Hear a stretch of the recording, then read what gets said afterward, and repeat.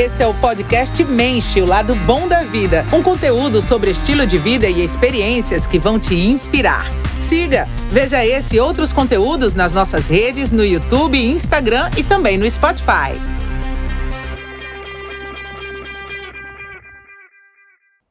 Sejam muito bem-vindos ao podcast Menche. Eu sou o Rodrigo Boss. Estamos gravando aqui diretamente do nosso estúdio em Fortaleza, o Conexões Estúdio.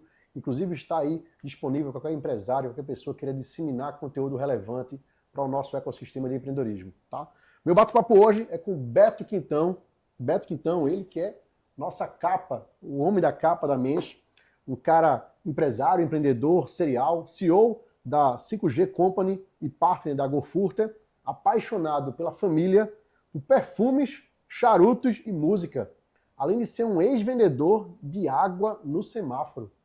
É isso, Beto? É isso mesmo. Água no semáforo, cupcake. Falar que dava dinheiro, a gente tá fazendo. É isso aí. Beto, além de ser nossa capa na Menche, a Menche número 39 impressa, também está recém-lançando o seu livro, Seja Relevante. Então, bater um papo aqui sobre tudo isso, essa construção dessa nova pessoa, dessa nova persona aí que está desbancando o empreendedorismo nacional. Né? Eu digo nacional, Beto, já provocando você, porque você é brasiliense, mas hoje está atuando tanto no Nordeste, aqui em Fortaleza, como também no Sudeste, em São Paulo, atendendo também, acaba que atendendo também outras cidades, né, do Brasil todo, e é um cara que está rodando bastante aí, com muitos negócios. Bem-vindo ao podcast Menche, e já começo provocando você, como é que surgiu essa ideia de se tornar um grande empresário, empreendedor serial, e de fundar a 5G Company? Primeiro, muito obrigado, cara, é um prazer estar aqui com você, para mim é uma honra ser capa da Menche, né? Lembro que quando a gente foi conversar, a gente falou sobre um evento, eu já joguei e falei, cara, meu, evento não, meu amigo, vamos conversar, né? Então, é uma honra estar fazendo parte disso, porque é uma revista de muito bom gosto, né? Então, tem muito a ver com o que eu procuro para minha vida, eu acho que a gente toma essas decisões baseadas nisso. Porra, sobre empreendedorismo, não foi eu que escolhi, só tinha uma chance, né? Uma forma de sair da situação de vida que eu tinha. E porventura, por eu ter sido uma criança rica até os 10 anos, então rica assim, de bem de vida, eu tinha experimentado o que é ambição, tinha experimentado o que é bom. Então essa mosquinha tinha me picado, ela me fez sempre querer ser um cara ambicioso. E eu vi que só tinha uma forma de eu sair da realidade que eu tinha, com a realidade pobre, muito humilde ali na minha adolescência. Então, nas primeiras experiências de venda, que eu lembro que quando eu tinha 12 anos de idade, eu vendi disquete com revista masculina na escola. Então eu falei, cara, esse negócio dá dinheiro, oferta e demanda. Então eu falei, a única forma que eu tinha de sair daquela situação era vendendo, logicamente, depois entendendo que era vender algo para um público específico para ganhar dinheiro com isso. É isso, porque em tese empreender é resolver o problema dos outros. Isso, né? É mais ou menos isso. Mas aí você falou que você foi rico até os 10 anos de idade, né? Você teve uma situação familiar bacana até os 10 anos, e em algum momento há essa ruptura, essa quebra, e você começa ali com 11, 12 anos, na adolescência, tendo um downgrade total, né, de vida. Se você pudesse resgatar um pouquinho a memória, né? Como é que foi esse momento de vida, né? Você criança, adolescente, tendo que mudar de colégio, sair de uma situação para outra. O que você imaginava de futuro, né? Nessa época? Rodrigo, eu lembro dos detalhes. E aí, quando você é criança, você não entende o impacto que isso tem. Não entendi. Tanto que isso me deixava meio rebelde, né? Mas hoje eu percebo o impacto negativo, mas o positivo também. Até os 10 anos, meu pai, eu sou muito parecido com meu pai no aspecto profissional, assim, pra caramba, e alguns coisas de gosto. Eu perdi meu pai em 2019, mas ele me levou a ter a experiência com ambição. E é o mesmo cara que me levou a ambição, foi o cara que provocou tudo isso acontecer, né? Então, assim, em Brasília, meu pai foi um grande empresário, ele era sócio de uma empresa chamada Super Bingão dos Importados, que chama, tipo Capital Cap, essas coisas, era bem estourada. Sorteava casa em Miami, sorteava Ferrari, uns negócios assim muito doidos. Cartela era R$10, assim, 97, porra, era dinheiro pra caramba, e eles vendiam 350 mil cartelas. Faturava bastante. Era muita grana. Só que, pô, tudo que tá no meio disso vem contraventor, trambique e tal. Eu lembro do meu pai responder vários processos, moleque, tal, e ele ainda foi pra política. Foi onde foi a maior desilusão dele, né? Ele se candidatou a deputado em 98, anos 90, e ele era um cara muito populista, muito famoso lá na periferia de Brasília, mas precisamente tem uma região lá chamada Pessuca, uma periferia de Ceilândia. Já deve ter ouvido falar de Ceilândia, né, Brasília? Então, na boca de urna, um outro cara, que era um outro apresentador de TV, meu pai também era apresentador de TV, que era bem famosinho lá, ele pegou a foto do meu pai e botou o número dele. Boca de urna na época, anos 90, meu amigo. Então meu pai perdeu, nenhum dos dois ganharam. Meu pai perdeu por 190, eu lembro desse número, 190 votos. Ele entrar com um cara chamado Renato Rainha, que foi o mais votado do Brasil, entre distrital e estadual. E aí meu pai perdeu, e meu pai já tinha propenso com vícios, então ele entrou muito no vício do álcool, mulheres, esse tipo de coisa. Foi perdendo, ele sumiu, parou de ajudar a gente ali no início dos anos 2000. E minha mãe já era divorciada dele, e minha mãe não tinha nem ensino médio, né? Tinha largado para casar com ele, então minha mãe foi estudar para tentar dar uma condição melhor, minha mãe foi fazer estética e eu cuidava dos meus irmãos. Então, isso me deixou muito rebelde, pô. Porque, pô, tira do moleque de 11 anos de idade ali, pra ele ficar em casa cuidando de criança, pra sua mãe trabalhar, foi uma responsabilidade que não era minha, foi pesado pra caramba, eu me tornei rebelde pra cacete, assim, sabe, Rodrigo? Então, Era o briguento da escola. Eu era briguento. Eu virei eu descobri há pouco tempo que eu sou superdotado, como chama, né? Aqueles super habilidades. Tu viu o Whindersson Nunes falando? Sim, eu sou exatamente aquele ali. Exatamente. Eu escrevo, eu canto, não bem, mas canto, eu toco bateria, e aí eu tenho vários tipos de habilidades, assim, tem uma oratória, e só que acaba que você não tem um foco, você fica meio mais ou menos em tudo, até o dia que você descobre o que você tem que focar de fato. Então, na escola, eu saí de uma escola particular para uma escola onde tinha 3, 4 grávidas na minha sala, só para você ter uma ideia. Na sexta série. Galera ia de chinelo. Eu lembro que o pessoal fazia fila para receber o bolsa escola, não era nem Bolsa Família, pagar mochilinha e tal. E aquilo não entrava na minha cabeça, eu ficava tentando entender aquilo. E eu tinha que andar 1 quilômetro na terra, era chão de terra, para pegar um ônibus gratuito do governo para poder estudar. E imagina a loucura que era na minha mente, pô. Então, nisso eu era o representante de classe no primeiro mês, porque tinha um pouco mais de conhecimento, tinha tido uma boa educação básica, e por ter essa habilidade, né? Só que no outro mês, meu irmão, eu apanhava, arrumava briga, me expulsava, eu era suspenso de escola, porque eu não tinha paciência, eu não entendia, entendeu? Foi um pouquinho conflitante isso aí. E é engraçado, claro, é legal a gente olhar para o passado, né, vendo o que foi construído, mas é engraçado você ter essas memórias que de fato fixaram na sua mente, né? Como se fosse dos detalhes do que você vivenciou, né? Impacto emocional, né? Até como o Paulo Vieira fala, né? Impacto emocional. Eu lembro da roupa. Eu tinha um All-Star azul que eu comprei por R$26. Usei ele 2 anos. Usava muita calça de tactel. Você lembra disso, Rodrigo? As calças de tactel? Comprava no Carrefour. Eu tinha 3 calças de tactel que eu comprei no Carrefour. Eu lembro os detalhes. A calça azul, uma cinza e uma preta. O sapato All-Star, o sapato super da moda, né? Só que usa ele 2 anos, meu amigo. Você vê, adolescente, cheio de hormônio. Imagina o cheiro que não dava aquilo ali. E você conservava ele, ou ia pro colégio? Lógico, eu só tinha ele, pô. Só tinha ele. Eu amarrava saco de lixo pra trabalhar, ou pra estudar, pra atravessar o chão de terra. Foi pesado, mano. Eu lembro de uma vez que acabou o gás e a gente botou o arroz pra secar no sol, véio. Sabe aquele arroz mexidão que você bota tudo e tal? Então botou no sol pra secar. Rolou essa parada. E assim, eu não falo isso pra dar uma de coitado, não. É só pra entender que eu vivi essa parada. Graças a Deus. É importante assim, que quem lhe segue de fato e leu a revista Mente, a sua entrevista que foi feita maravilhosamente, né? Conseguir ler o seu livro também, o Seja Relevante. Como é que é o nome da jornalista? Então, quem lhe segue e vê a matéria na revista, lê o seu livro, Seja Relevante, e está vendo agora esse podcast, começa também a complementar a sua história. Eu sei que você não está contando a sua história de vitimização, de mimimi, né? Sim. Mas foi muito interessante. Inclusive, a matéria ficou belíssima, maravilhosa. Muito legal, né? Tem que elogiar a Isabelle, né? Isabelle. Que foi a jornalista. Isabelle Barro, nossa jornalista, fez Ela me deixou muito à vontade e ela conseguiu transcrever bem legal o que eu queria falar. Que é focar assim, no êxito, né? Não na dor em si, mas a trajetória, que é até o que o meu livro fala. Como até a gente usou lá aqui a retórica da resiliência. É isso. A gente seguiu essa narrativa da resiliência sua e muito conectado. E vamos chegar nesse momento ainda. Show. Mas queria saber o seguinte, você nesse momento ainda de infância, adolescência, poxa, downgrade total, né? Uma situação bem precária, que é, de fato, até a grande maioria da população brasileira, né? Ainda vive assim, numa situação precária, sobrevivendo, né? Sim. Em que momento você teve um despertar, assim, dizendo, cara, eu posso, você falou que de venda, não é assim, em que momento você teve assim, despertar, assim, eu posso seguir esse caminho. Eu não vou seguir o caminho das drogas, eu não vou seguir o caminho do crime, digamos, eu vou seguir um caminho aqui diferente. Cara, é uma questão assim de como não tinha presença paterna, você se lasca muito. Né? Um pai, um parceiro, ele consegue te orientar para muita coisa. Então eu tive que viver muita coisa. Seus pais separaram, que idade você tinha? Pô, meu pai separou em 96, eu tinha 6 anos. Mas ele ainda era presente ali até 2000. Até uns 10 anos de idade, Exato. 11 anos. Depois ele aparecia e tal. Ele pedia dinheiro pra minha mãe. Muito doido. Mas é só para contextualizar, porque assim, dos seus 6 aos 10, 11 anos, você ainda tinha uma situação financeira boa. Tinha. Seus pais separados, mas você com a situação financeira boa. Meu pai te segurava até ele ter esse problema da política. Perfeito. Depois foi gradativo. Ele não teve estabilidade emocional para isso. Pai era um cara muito legal, velho. Um cara incrível, só que era egoísta. E eu, tudo bem, porque pela vivência dele também passou muito perrengue, sabe? Enfim, eu queria ser aceito. No final das contas, eu queria ter um ambiente. Então eu virei um camaleão emocional. Eu cito isso até no livro.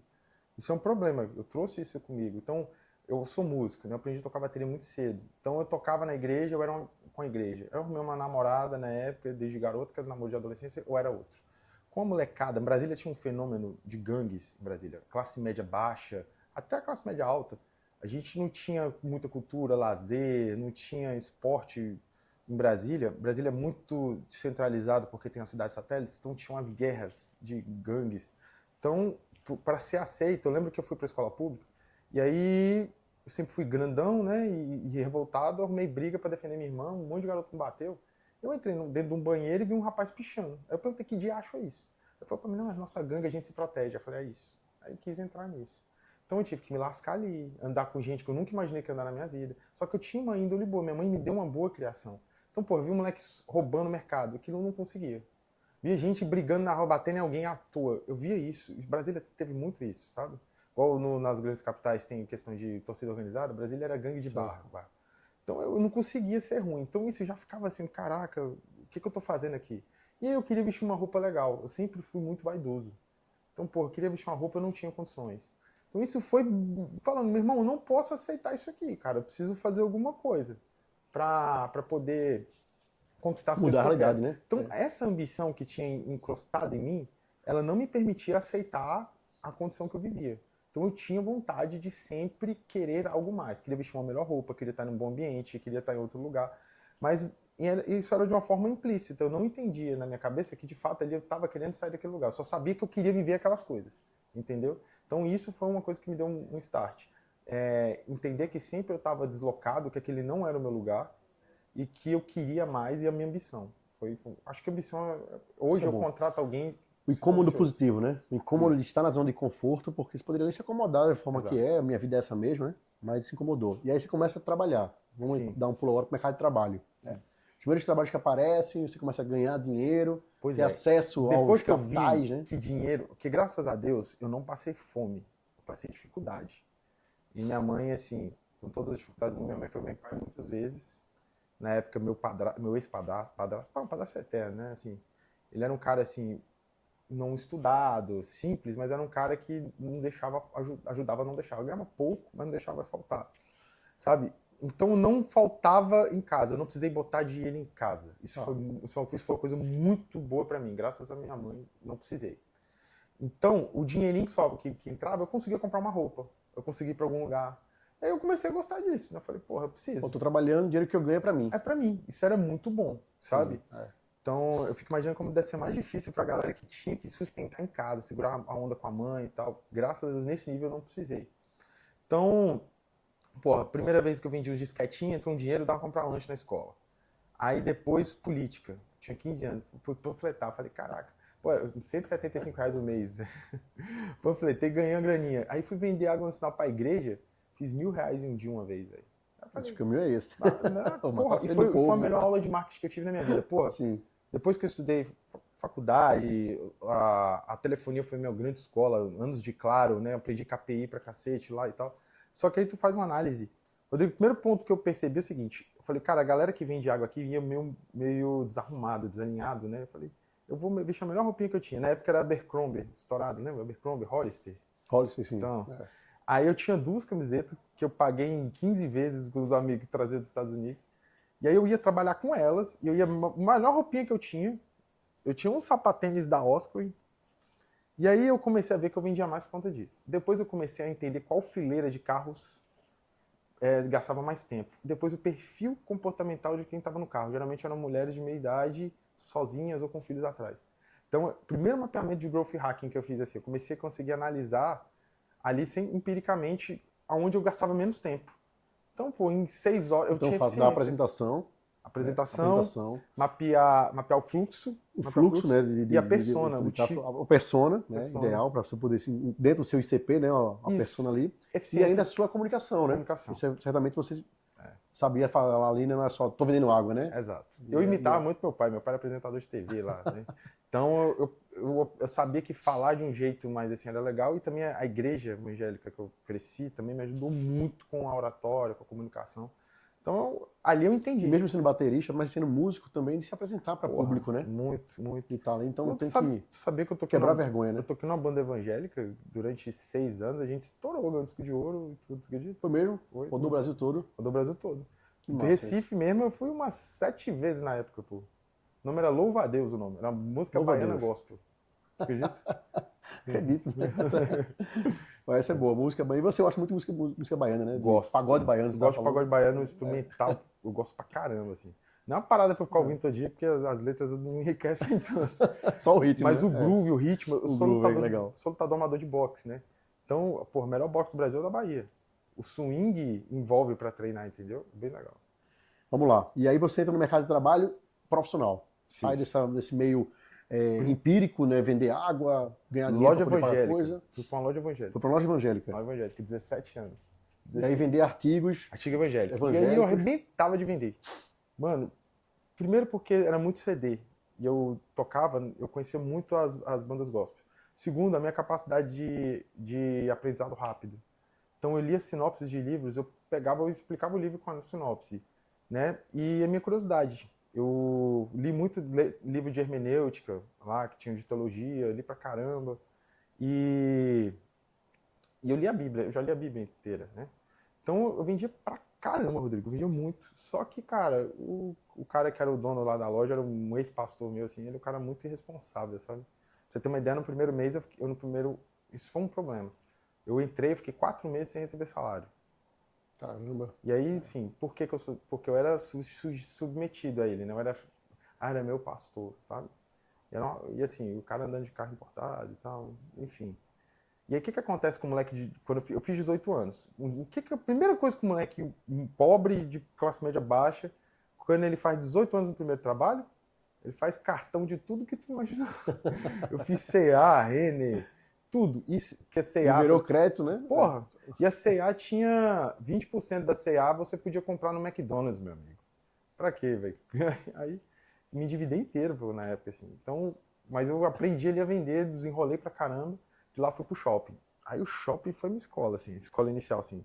Aprendi método Friedman, que eu tenho na minha cabeça até hoje. Abordagem, sondagem, demonstração, negociação, shopping é muito condutor bom, de né? objeção, horário, não tinha horário. Aí comprei minhas primeiras roupas legais, porque eu trabalhava na loja que era representante já tinha desconto como funcionário. Exato. Comprei roupa pra caramba. Era uma loja que vendia Oakley. Então fiz um curso de Oakley.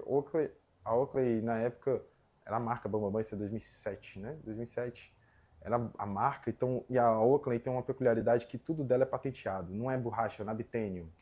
Não é fibra de titânio, tem um outro nome lá. Então, eu tive que estudar muito técnico e aí isso melhorou muito minha capacidade de argumentação e conhecer pessoas que eu admirava. Sacou? Pô, ia uma galera comprar e eu quero ser igual esse cara. Eu ia juiz comprar. Então, na época eu tinha muito um pouquinho de ambição de ser servidor público, porque Brasília, né? E a minha mãe era doida para ser servidor, então eu ficava olhando aqueles caras. Pô, o cara era juiz, o cara era promotor, ia lá comprar e comprava muito dinheiro na época. Isso foi me empolgando um pouco mais, né? Isso é bom, né? Você foi modelando certas pessoas, né? Eu quero ser isso, eu quero extrair o melhor disso. Exato. E eu queria aquilo. Eu saí do shopping por 2 motivos. Primeiro porque o Louva a Deus na época começou a fazer muito show, eu viajava umas 3 vezes no mês para ganhar 600 contos, juntando os cachês. E também eu sempre fui apaixonado desse negócio de marketing, né? Então eu queria fazer marketing, queria entrar numa agência, entendeu? Então, e a agência tinha flexibilidade. Aí eu fui ser estagiário de uma agência, saí de lá. Aí saiu do shopping então? Saiu do shopping, fui saiu da banda também para ser estagiário? Não, eu continuei na banda. Na banda eu fiquei até 2013, pô, eu fiquei alguns anos. Então, eu aprendi muito. E aí na agência é outro boom, né? Pô, é outro boom. E aí entrei na agência primeiro de comunicação visual, né? Então, eu tinha que vender, eu tinha que resolver e tal. E aí eu comecei a ver que era só de comunicação visual, era banner, panfleto, tal. E aí, como eu tinha assim, um pouquinho de pensamento estratégico, eu tenho umas lembranças do meu pai, eu dava muito conselho, com tipo 18 anos, 19 anos, dava um monte de conselho para um pequeno empresário, assim, sabe? Faz isso, aí o Orkut, cria o seu Orkut. Tal. Então, eu comecei a ver, pô, esse negócio é interessante, né? E aí tinha uma namorada, né? Inclusive casei com ela depois. Ela era bailarina. E ela dava aula em uma escola e a mulher ia fechar a escola. E ela queria passar o ponto por R$ 5.000. E ela tinha... E o aluguel era 1.000 e pouco, sabe? E era grande e tal. Cara, a gente, 2 moleques, eu ganhando tipo 400 e poucos reais, ela também. Vamos comprar, vamos. Mano, eu comprei R$ 5.000 esse ponto, eu não sei como. E pagou como? Eu não lembro, eu não Botou lembro. no cartão de crédito. Não Parcela lembro. em 10 vezes. Cartão de crédito, pô, 19 anos, pô. Eu não tinha liberado os cartões. Não, eu lembro que peguei dinheiro, mas era cartão de loja, pô. Aí eu peguei... Comprou roupa pra revender. Peguei dinheiro com um, dinheiro com o outro. Eu lembro que eu tinha R$ 400 na conta do meu salário, eu transferi pra mulher de cara, como um sinal. Tá aí o sinal. E aí a gente pagou, entrou. E aí, cara, tava dando certo. Aí foi minha primeira quebrada, Rodrigo. Eu tinha 20 anos, 19 para 20 anos. Eles assumiram, então, o estúdio lá de dança. E tava indo bem.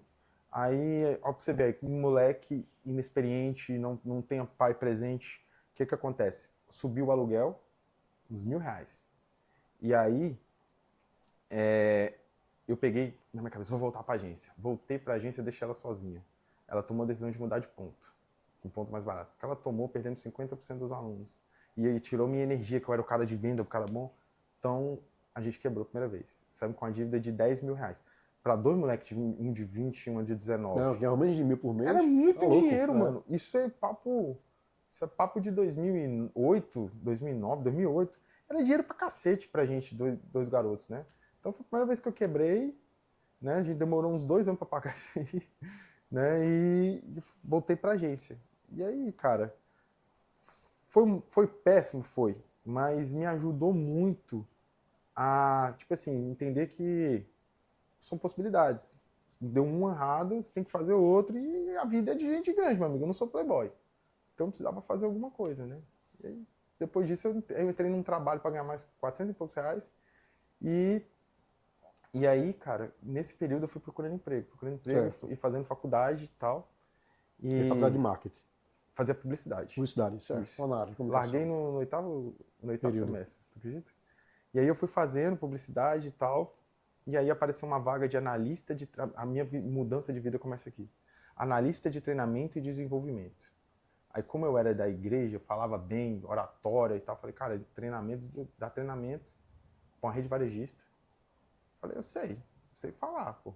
Aí eu fui. Eu vou lá. Aí eu fui pro processo seletivo e fui chamado. Sei nem como. Eu não sempre fui bom de lábio. Meu currículo eu montava... Tudo ainda em Brasília ainda, né? Brasília. Montei todo um esquema no currículo. Bicho, me chamaram pro processo seletivo. Eu lembro até hoje, eu cheguei 40 minutos atrasado. Porque Brasília as coisas são longe, né? Mas assim, o trânsito é excelente, mas quando dá uma merda, dá pesado. É difícil dar, mas quando dá pesado. Cheguei atrasado. Eu lembro que eu tinha uma camisa social, uma calça jeans e aquele mesmo sapatênis da Oscar antigo. Eu fui desse jeito. Na hora que eu cheguei, tinha gente de terno, mano. Caraca, velho. Tinha gente que tinha feito... Tinha gente com mestrado. Meu Deus, na minha cabeça eu falei, me lasquei. Só que aí eu pensei ao mesmo tempo, mano, essa é a chance da minha vida. Eu botei isso na minha cabeça. Né? Nem sei se era. Podia ter outras chances, mas naquele momento era a chance da minha vida. Isso. E aí eles tinham falado assim, que você tinha que fazer uma apresentação de vendas. Eu entendi na minha cabeça que eu tinha que criar alguma coisa e vender. Só que não, era para criar um curso, era para dar um curso de vendas rápido, de 10 minutos. Então, na hora que eu vi todo mundo abrindo o método Friedman, que eu sabia a verdade, sondagem, demonstração, todo mundo dando esse treinamento, e eu tinha feito o quê? Eu inventei um nome de um curso chamado Excelência em Vendas, fiz 4, 5 slides, e na hora eu pensei, será que eu mudo? Será que eu mudo? Não, vou assim, vou ser diferente. Então, em vez de eu dar um treinamento, eu vendi um curso. Aí eu passei para a segunda etapa. E aí na segunda etapa, eu lembro que eu cheguei e falei, não, você vai me contratar. Falei pro Eduardo Derrira, lembro até hoje o nome dele, o gerente nacional, de uma rede chamada Fujioka, que na época era a maior rede de lojas de tecnologia do Centro-Oeste, um pedacinho do Nordeste. E aí, mano, Eles perguntam, sabe Excel? Sei porra nenhuma. Não sabia nada, velho. Por quê? Lembra que é analista? Eu só lembrei do treinamento e desenvolvimento, esqueci do analista antes. E aí eu falei, sei, eu aprendi Excel em 3 dias, Rodrigo. Foi aí que eu aprendi a entender que, meu irmão, quando tu quer, tu dá um jeito. Perfeito. Então foi isso, eu perdi 3 dias, entrei. Eu ia perder esse emprego, eu lá dentro. Eu dava bem, só que era muito analítico, eu ainda não tinha... Hoje eu tenho muita proficiência analítica, porque muitos anos, mas na época eu era um cara muito mais do falar do que ser analítico. Só que apareceu um processo seletivo com 2 meses de lá para supervisor regional. O pessoal falando, tu tem 22 anos, você acha que você vai passar nisso? Eu falei, vou. Passei. 22 anos, o primeiro supervisor regional com essa idade. A rede de lojas na época tinha 50 anos de história. Então, foi ali que fui pro varejão, fui visitar a loja, ali começou a virada de chave. E aí, vamos dar um salto aí nessa história. Você entra depois na Claro. Isso. Né? E na Claro foi uma grande escola, como você falou, até na parte de vida, de profissional, né? De entender, de ganhar muito dinheiro. Né? E dos perrengues também que você passou.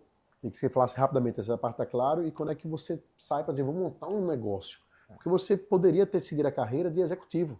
Você estava se tornando um grande executivo, trabalhando em grandes empresas, um grande varejista, entrou numa telecom internacional, sua primeira talvez empresa internacional, né, uma multinacional para você trabalhar. Você poderia seguir carreira e ia estar muito bem. Você poderia ser hoje um grande executivo, um CEO, né, uma multinacional. Eu acho que todo assim, cara que almeja cargos grandes no Brasil, ele deveria ter uma oportunidade de trabalhar na multinacional. Porque a gente não falava de cultura organizacional. Hoje eu entendo que era cultura, mas você entender o que é uma cultura de uma empresa assim é absurdo, né? Então eu entrei, cara, como é que foi? Eu saí do Fujioka e aí comecei a empreender. A 5G, o nome era Malcutar, e era uma empresa de publicidade. Então, porra, atendi Léo Santana, pra você ter uma ideia. Léo Santana, César Menotti. O artista não paga, né? Tu sabe. Então, assim... Mas você já trabalhava já para essa agência? Já. Não, eu saí e montei uma agência. Você saiu e montou uma agência. E aí o cara de pau, eu ficava mandando direct pros caras. Velho, consegui fazer umas coisinhas e tal. Eu fiz uns trampos pra uma agência chamada Redbus. Aí foi lá que eu conheci o Léo Santana, que eles tinham conseguido fazer. Tal. Aí, velho, teve uma oportunidade pro Rio de Janeiro, fake, pra levar a agência pra lá. Cheguei lá, meu irmão, passei perrengue. Foi um mês dormindo em cima de papelão com cobertor, porque eu não tinha dinheiro pra comprar cama ainda. Só pra você ter uma ideia. O dinheiro que eu tinha que durar. Eu e minha ex-esposa, porra, ela foi guerreira pra caramba ali. Ela passou um perrengue comigo absurdo. E o Rio de Janeiro, mano, não é pra amadores. Ou tu ganha muito bem, ou tu se lasca, sabe? Então, foram 7 meses de muita tribulação, assim. Eu dava consultoria pra Igreja do Silas Malafaia na parte de marketing, pra você ter uma ideia. E aí pagava as contas. Empatava, e o cara eu mal, depressivo, fiquei muito mal mesmo. E a minha ex-esposa conseguiu, ela é bailarina, ela conseguiu entrar na melhor escola do Rio de Janeiro, ela estava começando a melhorar. Você já conhecia já o Rio de Janeiro já? Cara, conhecia por conta da família dela. Tá. Né? E a gente morou em Jacarepaguá ali. Né? Então, no meio do... Então não era Rio de Janeiro, né? Não, Jacarepaguá é Rio de Janeiro. Não, Jacarepaguá não é mais Rio de Janeiro, pô. Tô brincando assim. É longe pra caralho. Porra, Jacarepaguá. Eu falei cara que mora na Barra. Não mora na Barra, não. Então não mora no Rio, pô. Não, mora na Barra, pô. Mora na Barra. Aí, mano, eu... Me liga um cara que trabalhou comigo em Fujioka, Thiago Arantes, que sou muito grato a ele, me ajudou muito. Ele me ligou aqui, então, eu sei que tu não tá bem aí, ele me chama de Quintão. Aí eu, pois é, eu não tô mesmo não, velho. Ele, quanto que tu precisa pra vir trabalhar comigo? Você nem sabia o que era. Aí eu falei um valor bem baixo, velho. Ele falou, beleza. Necessidade, né? Necessidade. Ele falou, beleza, eu vou comprar sua passagem. Eu, que? Pra Goiânia, nem falei com a mulher. Aí era pra ir pra Goiânia, para entrar nesse projeto. Ele tinha uma empresa chamada Premier, que atendia as 4 operadoras de telefonia, num canal chamado Alt, onde eu me especializei, que era o varejo de rua. Sabe o que era? Chip da Vivo, chip da Oi. E aí eu fui. Cara, tipo assim, uma semana peguei o voo e vazei. A mulher ficou maluca e tal. Quase que a gente divorciou, foi um perrengue, foram 4 ou 5 meses assim, bem terríveis. Então não foi principalmente que eles se divorciaram? Não. Foi depois? Chegamos a dar uma divorciada ali, mas querendo voltar. 2 garotos, né, 25 anos, 26 anos. Então, ali, mano, me trouxe de novo uma coisa boa. Tipo assim, eu tinha um salário, tinha uma ajuda de custo, eu tava sozinho em Goiânia. Então me trouxe um pouco de ego, de vaidade de novo, isso me ajudou. Eu entrei como supervisor, aí me tornei coordenador de projetos. Era por contrato, perderam o contrato. Putz, foi 2 anos, entreguei pra caramba, fiz muito resultado. Perdi um contrato. Saí. Um ano na frente, outro atrás de novo, eu entrei num grupo chamado Grupo Novo Mundo, das lojas Novo Mundo, que era dono do shopping Mega Moda. O Mega Moda é o maior shopping atacadista da América Latina, que é lá em Goiânia, na região da 44. Então eu me tornei supervisor, eu tive um processo, me tornei supervisor de relacionamento com o lojista. E aí, cara, foi uma baita de uma escola. Foi um ano muito bom de crescimento, porque eu tinha que ajudar no desenvolvimento dos lojistas, que eram microempresários, galera que produzia e tal. Então foi ali que eu aprendi a dar mentoria. Porque eu botei o Sebrae lá dentro, fiz várias coisas. E eu saí de lá realmente por conta de uma escolha errada de um gestor que botou uma gestora acima de mim muito ruim.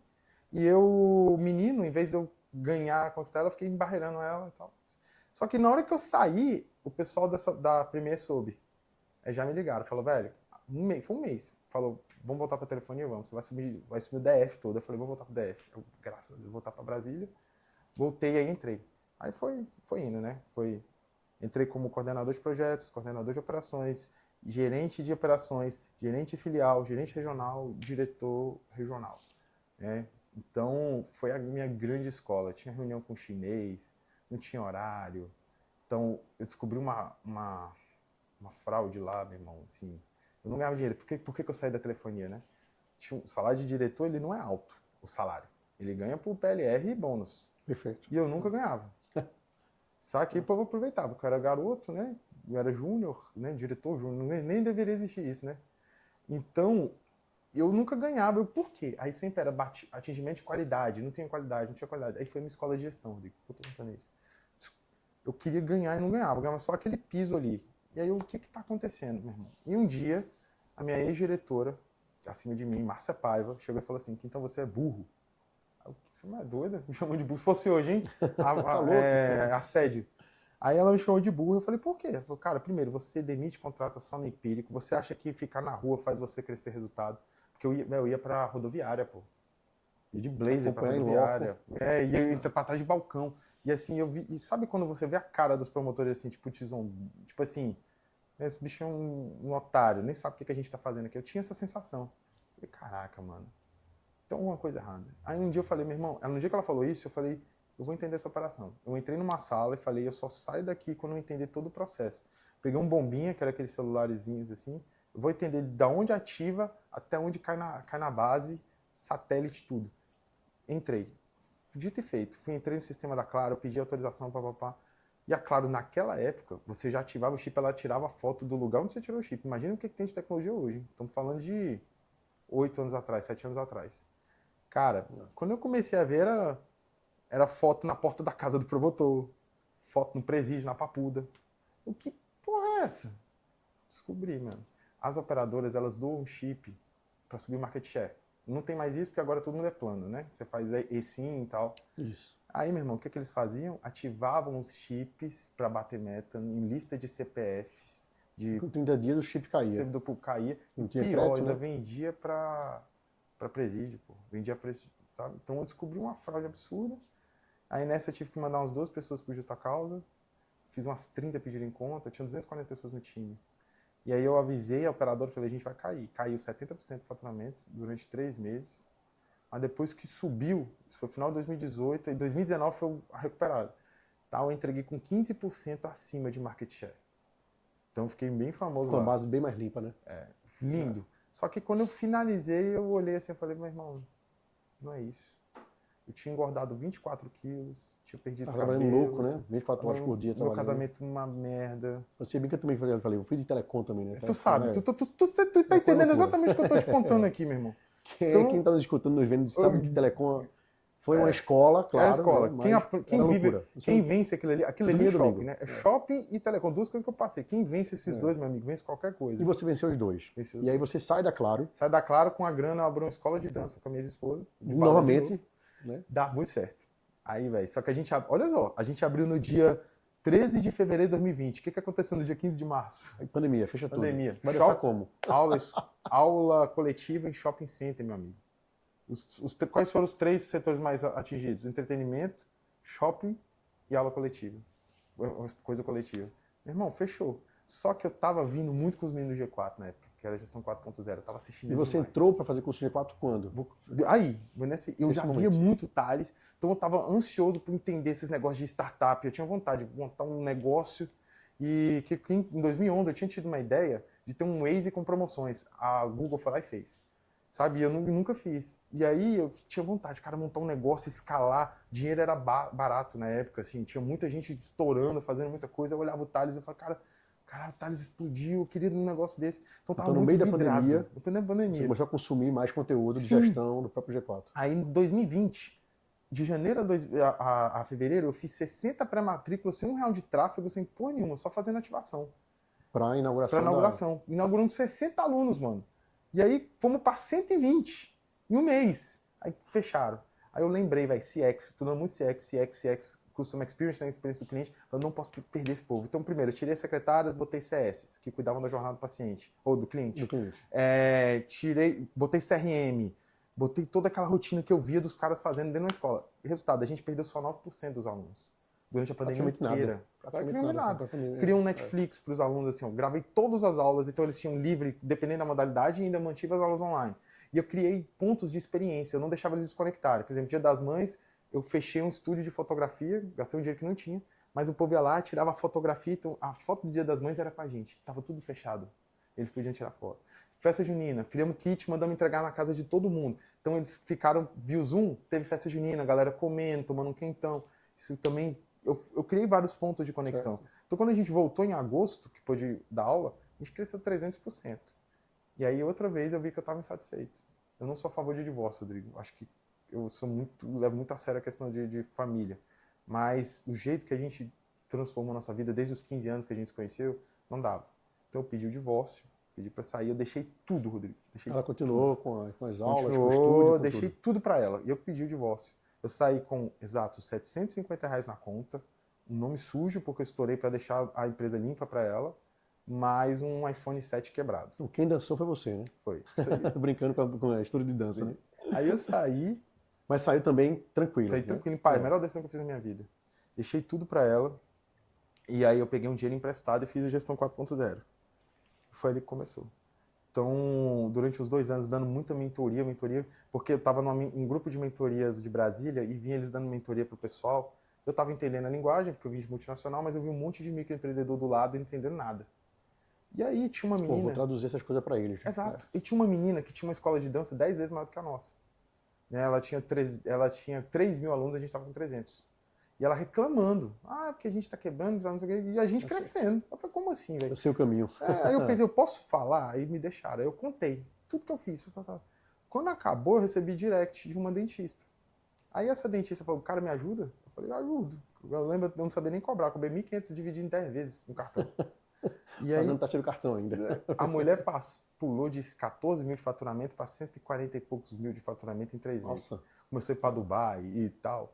Óbvio, não foi porque eu sou bom. Juntou o que eu pensei em fazer junto com o boom da harmonização. Tem que ser sincero. Foi um boom da harmonização aí. Só que aí, meu irmão, ela postou, indicou. Aí como é que eu vim? Nordeste, Breno Rodrigues, lá de Recife, e o Daniel Fagundes, de Salvador. Chegou primeiro o Daniel Fagundes. Daniel Fagundes é o bambambam de Salvador, né? O cara, ele atende a Laura Improta, aquele Bispo Leonardo lá que é famoso, né? Eles lhe procuraram. Exato. O prefeito lá, não sei se ele é mais prefeito, que é da família lá, cara. O ACM Neto. O ACM Neto, ele atende essa galera. Então, ele não sei como ele chegou em mim, ele me chamou, eu ia lá presencialmente, velho. Eu fui lá presencialmente, a clínica dele é absurda. Aí a gente faturou 12 mil em um ano, velho, com 3 cadeiras. Aí, burburinho. Tinha vez de eu dar 250 mentorias no mês. E aí você foi organizando isso? Fui. Né? Criando método. Fui criando método. Os primeiros mentorias foram uma merda. Claro. Era muito ruim. Normal. Eu era muito ruim. Eu até peço perdão para os primeiros clientes. Eu era muito ruim, porque eu vinha com... eu vou te ensinar o OKR. É o OKR, o cara não sabia mexer no dente. Né? Então, assim... Aí eu ouvi o Thiago Fincher falar um negócio que virou a minha cabeça. Certo. Não é um cara que eu simpatizo muito, mas ele falou um negócio. Ele falou o seguinte, que quando ele... Não sei nem se era um storytelling que ele inventou. Mas ele falou, porra, quando eu era garoto, eu era pobre, eu queria tocar piano. E aí minha mãe contratou uma professora que foi me ensinar a técnica, eu achei um saco, não aprendi nada, ficou um mês, ela foi embora, perdi dinheiro. Quando eu enriqueci, eu fui lá e contratei a mesma professora e pedi para ela me ensinar uma música tal. Me ensina essa música, porque se eu gostar, eu pego. Aí ele aprendeu a música um mês e gostou, foi estudar piano. Então eu entendi isso, eu tenho que ensinar eles a tocar música. Faz o cara fazer as primeiras vendas. Uma música, né? É, exato. É, Aprender um uma passo, música. depois Acabou. outro passo. Então foi É. isso. Aí eu Boa sacada. comecei a ver que eu estava cansado. O G4, eu comecei em tudo que eu ia ter ver do G4, que era de graça ou que era até R$1.000 e poucos. Dava um jeito de ir em tudo. Conheci Marcelinha me abriu portas absurdamente, me botou em mesas... A G4 em São Paulo. São Acho Paulo. que eu perdi esse link aqui. Como é que você Não, saiu eu ia do Rio de Janeiro? avião, meu amigo. Você ia para São Paulo, ia para São Paulo e voltava. Morando no Rio. Dormia no Kif, morando em em Brasília. né? Dormia em Muquifozinho, tipo, assim, ia e chegava lá sorridente, pleno. Hotel Nóbrega, né? Perto de Congonhas. Tipo... Aí, mano, eu ia indo e tal. Fui indo, fui conectando e tal. E aí eu comecei a ver, cara... Mas você chega nisso como investimento, né? Cara, eu tenho que estar lá. É, né? tem que estar lá, Vou tem que estar economizar o máximo presente. possível, tem que estar presente, tem que me conectar, tem que melhorar. Exato. E aí eu falei, cara, aí me veio um estralo na minha cabeça, porque quando eu tava na Claro, eu era um funcionário, eu era moleque, meio fanfarrão, final de semana eu não queria saber de nada, queria só curtir. E aí, mas começaram a vir as lembranças boas, que era tipo assim, meu irmão, a galera tá padecendo aqui por causa de 2, 3 mil reais de tráfego, você gerenciava 16 milhões de verba de marketing por ano. Tu é um cara de 16 milhões. Se já passou na sua mão, você é capaz. Isso. Deu esse estalo, meio Pablo Marçal na minha cabeça. Total, se sinta assim, né? Foi. Aí eu falei, meu irmão, é mesmo. Isso aí. É isso. Aí eu falei, quer saber? Dane-se. Eu já tava com 10 pessoas no time. Eu mandei todo mundo embora. Todo mundo embora. Eu comecei do zero, tudo de novo. Comprei a parte da clínica da Carol aqui. Paguei em 6 vezes. Vai ser minha clínica piloto. E aí, meu irmão, apliquei tudo que eu tinha de laboratório lá. A clínica... Mas como é que comprou aqui, em Fortaleza? Quando a Carol, né? Conheci a Carol, doivei com ela. Ah, você conheceu a Carol lá conheci no a Carol G4? no Rio, numa balada, velho. Ah, numa balada. A gente tava os dois separados. Aí tudo bem. Conhecemos numa balada e tal. Aí ela virou minha mentorada. Aí, ó. Entendi. O cara do ramo também, né? Da área de saúde, da estética saúde. também. E aí a gente ficou uns 2 anos, vai, volta, rolando, até o dia que eu falei, vamos ficar junto. Tá, aí comprei metade da clínica dela, que a antiga sócia dela não quis continuar. A gente tinha uma clínica de 44 metros, agora tem 300 metros na beira-mar, a gente é referência no Ceará, né? E foi meu piloto. E aí eu comecei a contratar o time um por um, falei, eu não vou dar mais mentoria. Comecei a trazer mentores do Brasil, comecei a conectar com gente. Aí eu comprei meu primeiro traction lá no G4, 20K no final de semana. Porra, na época era dinheiro demais, paguei em 10 vezes. Depois comprei o segundo, falei, você é maluco, agora eu vou copiar, vou mapear como é que eles fazem. No terceiro agora eu vou pagar tudo. Você fez 3 Fiz. G4 Traction. No último eu paguei tudo que eu gastei no G4. Um mês atrás do outro, fez mais ou menos assim? Fiz 200 dentro mil, de um ano. Fiz 200 mil reais em um jantar. Um jantar. Tinham 8 médicos. Que ROI, hein? Tinham 8 médicos lá. Todos viraram meus mentorados. 6 médicos, 2 dentistas. Até hoje eles são do Hub. Entendeu? Pô, minha história com o G4 é foda. Eu já vendi mais de 1 milhão pro G4. Então... Um ROI muito bacana. Foi... E no G4 você conectou várias pessoas, você até falou, eu me interrompi, quando você conheceu também a Marcelinha, né? Marcela Zaide. Eu tenho que falar, Marcela, eu te amo. Marcela abriu porta. Eu tô aqui por causa da Marcela, né? Tá. Foi Marcela que me conectou. Grande parceira nossa. Né? E é uma pessoa super antenada. E a minha energia, a gente tem uma história parecida, então a gente conectou pra caramba. Ela me botou em mesas assim que... Não, ela botou com Alex Zenton. A Marcela saiu na edição anterior, até aqui a gente teve a capa nacional do Mion. A Marcela Zaide, que é bem interessante essa conexão, porque eu conheci o Marcela Zaide através do Alfredo. Sim. Alfredo, só aqui para quem... Tá no nosso site também, no nosso portal, né? Tem a matéria com ela também, uma matéria muito bacana. Essa mulher é a Marcela Zaide, a mulher da cultura na prática. Sim. Né? E aí eu falo com o Ivan, noivo dela, falo, meu filho, você tem que comer muito feijão com arroz pra aguentar essa mulher. Então, me encontro com o Alfredo lá em Nova York, na NRF. A gente bate um papo, eu convido ele para ser capa da Mensch. Né? E aí eu tenho uma agenda... Falando em NRF, vamos fazer uma expedição desse... Vamos sim. Tem muita coisa pra fazer juntos. Bora. E aí eu tenho uma agenda em São Paulo com ele me apresenta Nardon e Thales, querem os 3 juntos, e a gente fecha a capa com eles, faz tudo ok. E aí ele vem com a ideia de, cara, vamos botar 5 G4, ou 5 cases do G4 de matéria dentro da revista. Eu quero 5 pessoas foda do Brasil todo. Eu disse, você que indica. Aí trouxe uma pessoa do Rio de Janeiro, a Marcela de São Paulo, uma pessoa aqui de Fortaleza, que é o da Tecla T, o Rafael? O Rafael, Tecla T. Uma pessoa de Natal, que é o Tadeu do Aquacoco. E Aquacoco, né? TXC, né, o Rubens. TXC que é de Goiânia. De Goiânia. Então a gente Não, puxou são aí. 3 cases fodidos esses aí, são cases foda. Cases foda. E aí a gente conheceu a Marcela, fez entrevista com ela e tal. E você vê como é que é a cauda seleção, longa, né? Cara, Cauda foi longa. pra coquetel, quer dizer, lá, né? A gente foi pro coquetel lá, a Marcela participou. E aí, quando me conectei com a Marcela, match, né? Marcela, você tá com a gente. Gostei demais do bate-papo, do raciocínio.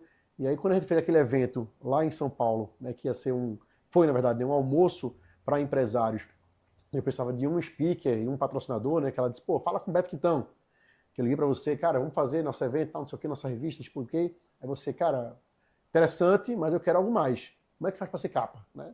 Você vê como é que é a cauda longa.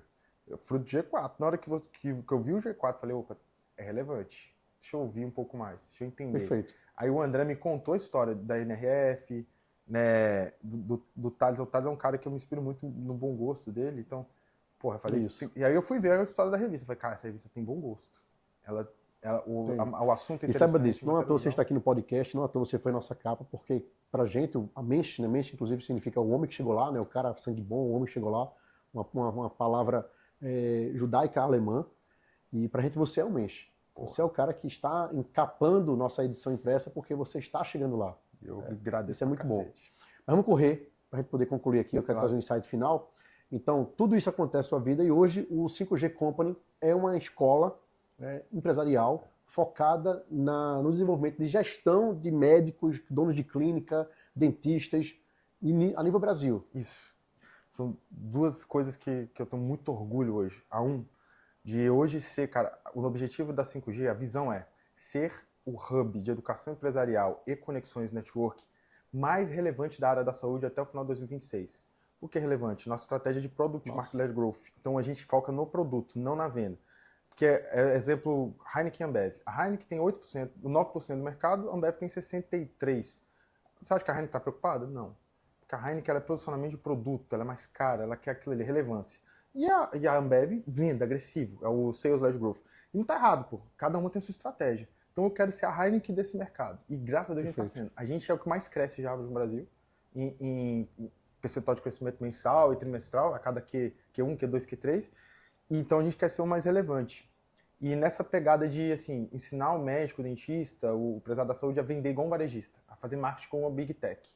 E o outro lado, cara, ser hoje partner da GoFirst é um grande orgulho para mim, assim, sabe? De uma empresa com mais de 500 clientes pelo Brasil, 7 países, ter relevância. Clientes como G4, como Vivo, Droga Raia, Asian Shipping, sabe? Então, assim, é um case muito legal. A gente tem 200 colaboradores com uma cultura muito forte. Então, eu consigo trabalhar os 2 lados. Aquele do meu sonho que está realizando, que a gente está crescendo, que a gente está se tornando uma label, que é a 5G, e o outro de ser parte de uma cultura forte, de uma companhia que tem impacto nacional.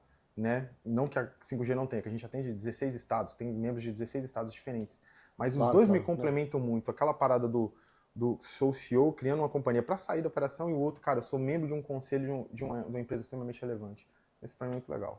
E é bom ter esses acessos, né? Complementa bastante, né? É isso. Então, a gente poderia conversar durante horas aqui, né? Claro, sua história é bem relevante, eu quis explorar bastante para que as pessoas, de fato, tivessem profundidade de lhe conhecer.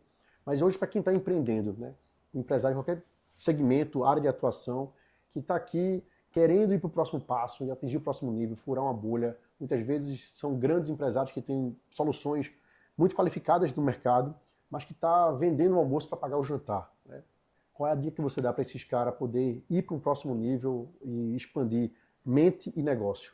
Se você não fizer, eles vão falar de você, você vai ter dificuldade. Se você fizer, vão falar de você e você vai ter dificuldade. Qual que vai ser a dificuldade que tu vai escolher? Qual que é o caminho que você vai fazer? Você não precisa esperar o melhor momento para começar, meu irmão. Você tem que começar aqui, ter na mão e criar as melhores oportunidades. Pô. A gente fala de MVP, que é mini produto viável. Eu digo de MVT, mini produto tracionável. Vendeu, quer dizer que essa porra vende, meu irmão. Então vai e faz, porque ninguém vai fazer por você. Eu sei que empreender no Brasil é muito difícil. É igual começar um jogo de futebol e do nada alguém para e fala assim, virou um jogo de basquete. É assim, Brasil é assim, tu sabe. Tu é empreendedor, tu sabe que a lógica é essa. Mas, ao mesmo tempo, o Brasil é um dos melhores países para se empreender. Por quê? Porque tem problema pra cacete. Empreender é resolver o problema dos outros. Então, gere valor para as pessoas, cara, sem esperar em troca, porque o valor que você gera para as pessoas, gera gratidão. Gratidão não tem preço. Te torna relevante para o mercado. Agora, se tu foca só em entregar serviço e produto, tu tem preço. E quem tem preço gera cliente. Cliente troca por R$50 de desconto. Quem gera valor, quem é fã. Entendeu? Então, essa é a lógica. É isso aí. Virou fã, a pessoa acaba sendo o seu vendedor, né? É isso. Para fazer boca a boca funcionar. Isso. Beto Quintão, nossa capa da Mensch número 39, inclusive participou dos 3 coquetéis que fizemos. Acho que é a primeira vez que um capa participa de todos os nossos coquetéis. Pô, se tiver mais, nós não tem mais, hein? Talvez tenha mês que vem no Rio de Janeiro, né? Pra gente fechar. No Rio, pelo amor de Deus. Avisar.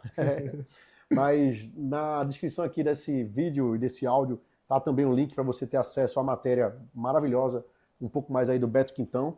Quem quiser saber um pouco mais também sobre o livro dele, tem as redes sociais dele que você pode seguir também. Vamos fazer um jabá, pedir. Né? Pô? Claro, o livro. Tu leu? Tu leu em quanto tempo?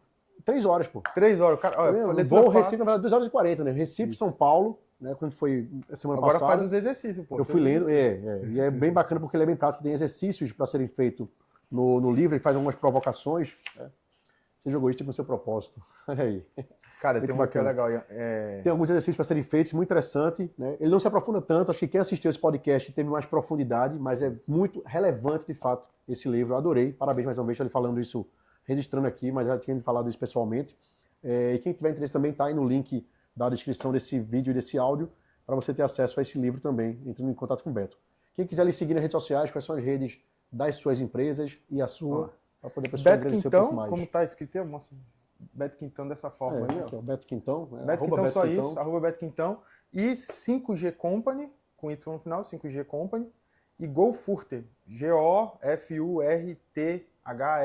GoFurter Group.